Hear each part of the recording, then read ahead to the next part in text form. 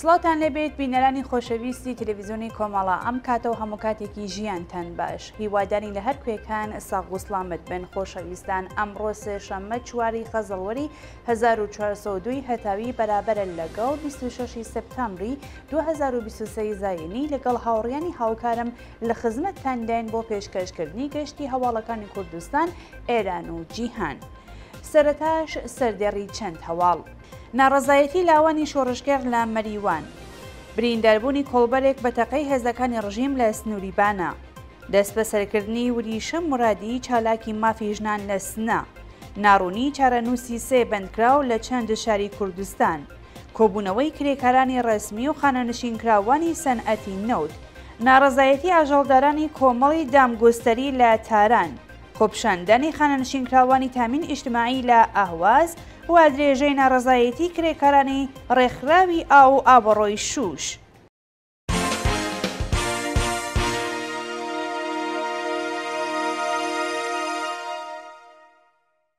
دەستوێکی هەواڵەکان. ناڕەزایەتی لاوانی شۆڕشگەر لە مەریوان. بەپێی هەواڵی گەیشت و شەوی دووشەممە سەی مانگی ڕەزبەر کۆمەڵێک لە لاوانی شۆڕشگێڕی مەریوان چوارڕیانی موسکیان بە ئاگردانی لاستیک داخست و دژ بە ڕژیمی سەرکوتگەرە دروشمیان وتەوە. وێڕای هەبوونی هێزە سەرکوتگەرەکانی ڕژیم لە کۆڵان و شەقامی شارە جۆرەجۆرەکانی کوردستان و کەمارۆدانی مەزاری گیانبەختکردوانی شۆڕشی ژینە لاوانی ئازادی خواز و بەرابەری تەڵاب بڵێسەکانی شۆڕشیان زیندوو هێشتووە و بە شێوازی جۆرە و جۆر دژایەتی خۆیان لەگەڵ دەسەڵاتی دیکتاتۆر ڕادەگەێنن. شەوی دووشەمە کچان و کوڕانی شۆڕشگێڕی مەریوان بە ئاگرکردنەوە چوارڕیانی موسکیان داخست و دژمی مەرگ بۆ خامنەیی و مەرگ بۆ دیکتاتۆریان بەرز کردەوە. برینداربوونی کۆڵبەرێک بە تەقەی هێزەکانی ڕژیم لە سنووریبانە. ڕۆژی یەکشەممە 2 ڕەزبەر کۆڵبەرێکی خەڵکی بانە بە ناوی فەرهاد قادرپور بە تەقەی ڕاستەوخۆی هێزەکانی ڕژیم لە سنووری کانی سووری بانە بە سەختی بریندار و ڕاگوێزی نەخۆشخانەکرا. بەپێی ئامارەکانی تۆمارکراوە لە کۆڵبەر نیوز لە 6 مانگی سەرەتای ساڵی 1402 دا سەرجەم 85 کۆڵبەر لە ناوچە سنووریەکانی ڕۆژهەڵاتی کوردستانیان لە جادەکانی نێوان پارێزگاکانی ئازەربایجانی ڕۆژاوا، کوردستان و کرماشان بە تەقەی هێزەکانی ڕژیم سەرمابردووی، تەقینەوەی مین، بەربوونەوە لە بەرزایی و هتد کوژرا و بریندار بوون. شایانی باسەکە هیچ زانیاریەک سەبارەت بە دۆخی تەندروستی فەرهاد قادرپور لە بەردەستان نییە. دەست بەسەرکردنی وریشە مرادی چالاکی مافی ژنان لە سنە. ڕۆژی سێشەممە دەی مانگی گەلاوێژی 1402 وریشە مرادی ناسراو بە جوانە سنە چالاکی بواری مافەکانی ژنان لەلایەن هێزە ئەمنیەکانەوە لە دەوروبەری شاری سنە دەست بەسەر و بێسەر و شوێن کرا. وریشە مرادی ئەندامی کۆمەڵگەی ژنانی ئازادی ڕۆژهەڵاتی کوردستانە و ڕۆژی سێشەممە 4 گەلاوێژی ئەم ساڵ لە بەیاننامەیەکدا بۆ ڕای گشتی ڕێکخراوەکانی مافی مرۆڤ و نەتەوەی گرتوەکان ڕایگەیاندبوو کە جوانە سنە چالاکوانی مافی ژنانە و هەبوونی لە دەوروبەری شاری سنە تەنیا بە مەبەستی ڕێکخستنی ژنان لە کوردستان بووە. جێگای ئاماژەیەکە وریشە مرادی لە ماوەی بەندکرانیدا لە دەستڕاگەیشتن بە پارێزەر و چاوپێکەوتن لەگەڵ بنەماڵەکەی بێبەشکراوە. کۆمەڵگای ژنانی ئازادی کوردستان ڕایگەاندووە کە بەرپرسیارەتی گیان و تەندروستی وریشە لە ئەستۆی ناوەندە ئەمنیەتیەکاندایە و هەر چەشنە سناریۆسازیەک بۆ ئەو چالاکوانە مەدەنیە بە پێشێلکردنی مافی مرۆڤ دەزانێت و داوا لە نەتەوەی گرتوەکان دەکات بە دوواداچوون بۆ چارەنووسی ئەو چالاکە مەدەنیە بکەن. ناڕوونی چارەنووسی سێ بەندکراو لە چەند شاری کوردستان. لە ڕۆژانی ڕابردوودا سێلاوی خەڵکی شارەکانی ورمێ، دێوڵان و سنە بە ناوەکانی ئەحمەد بێکەس، محەممەد محەممەدی و ئەرسەلان پوریا لەلایەن هێزە ئەمنیەکانەوە دەست بەسەر و چارەنووسیان بە ناڕوونی ماوتەوە.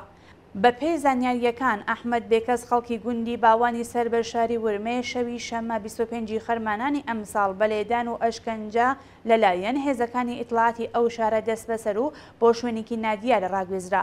هەروەها ماوەیەک لەوە پێش لاوێکی خەڵکی شاروچکەی بڵواناوی سەر بە شارستانی دێوڵان بە ناوی محەممەد محەممەدی لە هێرشی هێزەکانی ئیتڵاتی سپای پاسداران بۆ سەر ماڵەکەی دەست بەسەر کرا.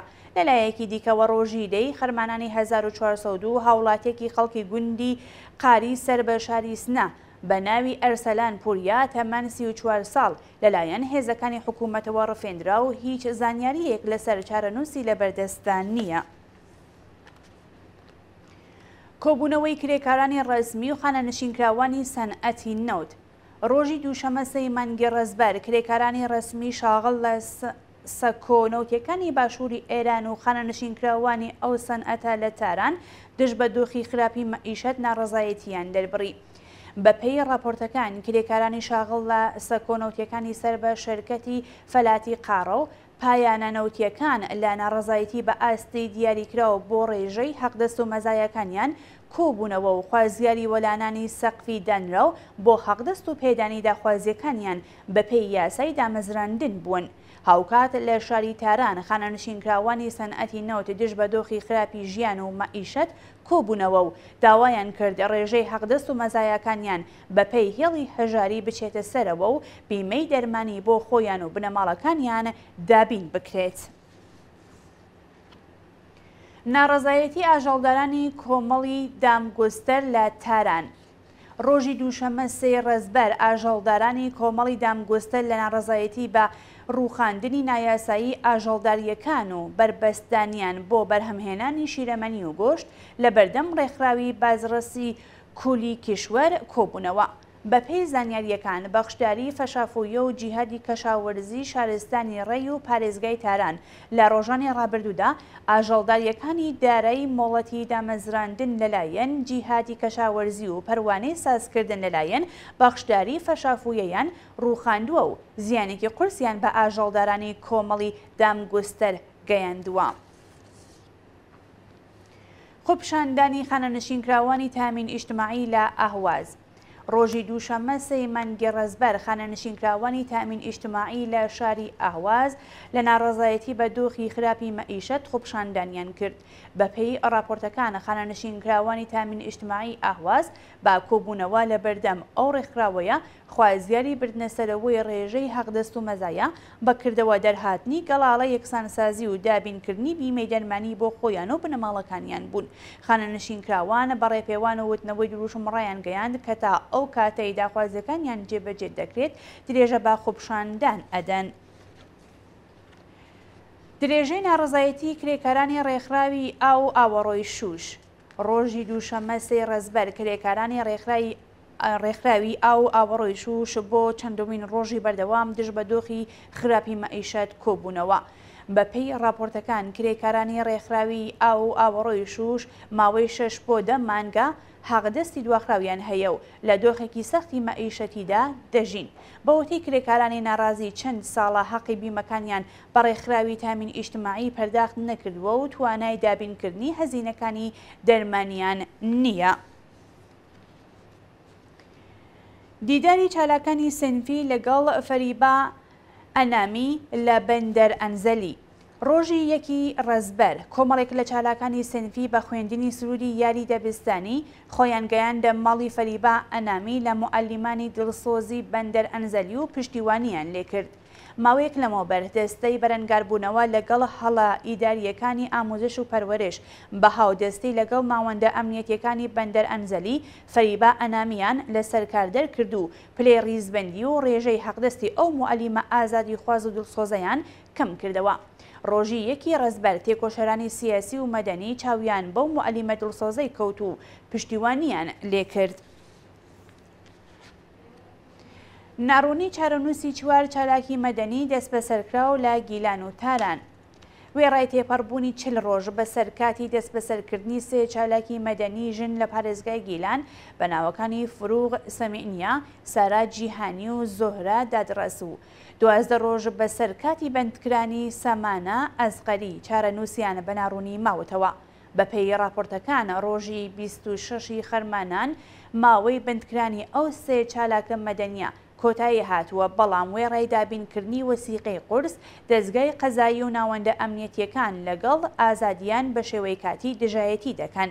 ڕۆژی 25 گەلاوێژی ئەم ساڵ هێزە ئەمنیەکانی ڕژیم ئەو 3 چالاکەیان هاوڕێ لەگەڵ 9 چالاکی مەدەنی دیکە لە شارەکانی ڕەشت، فومان، بەندەر ئەنزەلی و لاهیجان دەست بەسەر کرد و 9 کەسیان ئازاد کران و فروغ سەمیعنیە، سارا جیهانی و زۆهرە دادڕەس هێشتا لە گرتوخانەدان. هەروەها سەمانە ئەسقەری چالاکی بواری مافی مناڵان و ئەندامی دەستەی بەڕێوەبەرایەتی ئەنجومەنی پشتیوانی لە منداڵان 12 ڕۆژ لەوە پێش لە هێرشی هێزەکانی حکوومەت دەست بەسەر و بۆ بەندی 209 زیندانی ئەڤین ڕاگوزرا. ئێستا بنەماڵی ئەو چالاکە مەدەنیە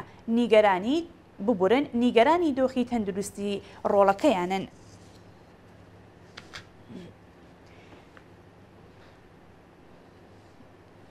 تەلعیقی دوو مامۆستای زانکۆ و موعەلیمێک لە تاران و بوشێر. لە ڕۆژانی ڕابردوودا دوو مامۆستای زانکۆ بە ناوەکانی مستەفا ئازارەخشی ئەندامی دەستەی زانیاری زانکۆی بەهشتی و موحسێن بورهانی ئەندامی یاساناسانی زانکۆی تاران و مەحموود مەلاکی ئەندامی ئەنجومەنی سنفی فەرهەنگیانی بوشێر لەلایەن ناوەندە ئەمنیەکانەوە لە کارەکانیان دوورخراونەتەوە. بەپێی راپۆرتەکان مستەفا ئازارەخشی ئەندامی دەستەی زانیاری کۆلێجی ئیلاهیەتی زانکۆی بەهشتی بە بیانووی پشتیوانیکردنی لە خوێندکاران لەسەر کارەکەی دوورخراوەتەوە.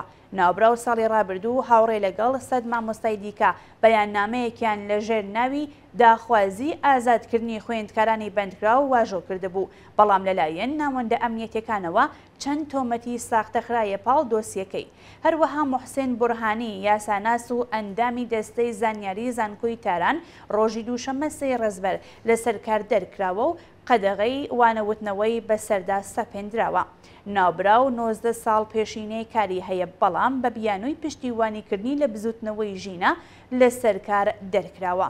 لەلایەکی دیکەوە مەحموود مەلاکی ئەندامی ئەنجومەنی سنفی فەرهەنگیانی بوشێر کە لە ئێستادا لە زیندان بەندکراوە حکمی لەسەر کار دەرکردنی لەلایەن دەستەی بەرەنگاربوونەوەی هەڵا ئیداریەکانی ئاموزش و پەروەرش پشتڕاست کراوەتەوە. درێژەی ناڕەزایەتیەکان لە ئەرمەنستان دژ بە دەوڵەت.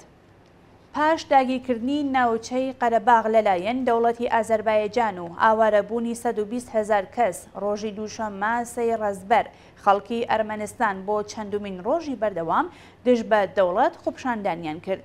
وێڕای پێدانی زەمانەت لەلایەن دەوڵەتی ئازەربایجانەوە بۆ لە بەرچاوگرتنی مافی ئەرمەنیەکانی ناوچەی ناگۆڕنۆی قەرەباغ، بەڵام 120,000 دانیشتووی ئەو ناوچە بۆ ئەرمەنستان کۆچیان کردووە و لە دۆخێکی دژواردا ژیان بەسەرەبەن. هەروەها لە شەڕ و پێکدادانی چەند ڕۆژی ڕابردوو لە نێوان ئەرتەشی ئازەربایجان و جودایی خوازەکانی ئەرمەنی نزیکەی 100 کەس گیانیان لەدەستاوە و 120 کەسی دیکەش بریندار بوون. لە خوپشاندانەکانی ڕۆژی ڕابردوو ناڕازیان لەگەڵ هێزەکانی پۆلیس تێکەڵچوون و 120 کەس دەست بەسەر کران. قەیرانی کۆچبەران لە سنوورەکانی ئەمریکا دوایین هەواڵمانە.